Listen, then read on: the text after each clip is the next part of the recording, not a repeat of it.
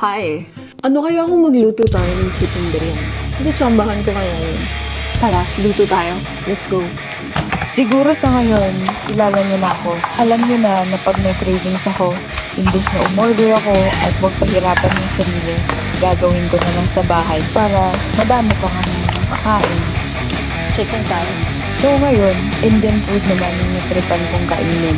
Hindi ko alam sa inyo, pero pag ako, hindi ako makapag-decide kung ano yung pagkain na gusto ko.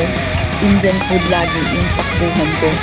Dalawa lang lagi yung in-order ko pag kumakain kami sa Indian restaurant.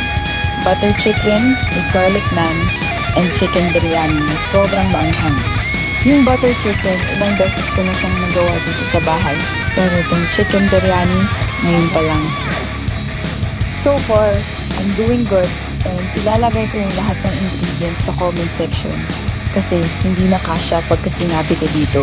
At kahit wala namang nagtatanong. It's been an hour? Sakto. Kung umorder ako ng takeout, it will only take 20 minutes for me and I'll get my food. Pero ito, 2 oras na naman inabot ko, plus 1 oras na paglilinis sa kusina. Tara, kain tayo. Pero, sabi ng kapatid ko na may jowang Indiano, and then approve daw yung biryani ko. Wala lang, share ko lang. Dito ako masaya. Okay, bye.